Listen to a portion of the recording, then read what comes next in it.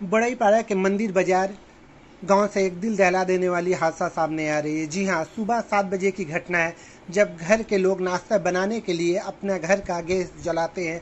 उस वक्त pipe leak होने की वजह से आग पाइप से पकड़ती हुई गैस सिलेंडर तक जा पहुंचती है और एक जोरदार धमाका होती है। धमाका इतनी तेज थी कि घर की छत तक उड़ गई। इसकी सूचना पाते ही मौका वारदात पर बड़ईपुर पुलिस और डकपल विभाग के लोग भी पहुंचते हैं। आसपास के लोग में काफी खौफ देखा जा रहा है। आइए सुनते हैं कि उस वक्त चश्मदीदों का क्या कहना है।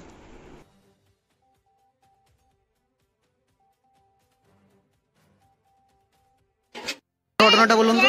ঘটনাটা বলতে সকাল 9:15 নাগাদ গুলপো সরদার নামে যে বাড়ির ব্যক্তি মালিক, সেই মালিক জল গরম বা রান্না করতে গিয়ে গ্যাসের পাইপ লিক হয়ে থাকে জানতে পারে না এবং সেই গ্যাসের পাইপ থেকে আস্তে আস্তে আগুন ধরতে থাকে এবং গ্যাসের পাইপ দিয়ে এবং গ্যাসটা প্রথম বাস্ট করে, তারপরে অ্যালবেস্টার ওখান থেকে উড়ে যায়। ঘরের কি অবস্থা?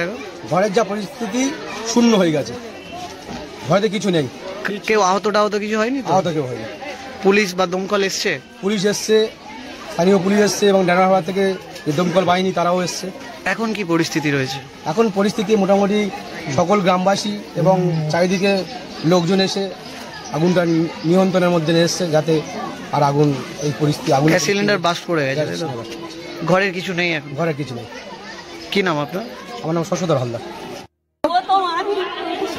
ছিলাম থাকার পর ঠাকুমা চিল্লালে আমি ছুটে গেছি, গিয়ে বস্তা ভিজিয়ে নিচ্ছি হচ্ছে না, তাও দাও করে চলছে। আমি সবাইকে ডাকছি, বলছি সব ছেলে টেলেদের বলছি আয়না চলে গেছে, কেউ পারেনি থাকাতে, লাস্টে ধরে গেছে সব। কি গ্যাস সিলিন্ডার বাস্ট করে গেছে?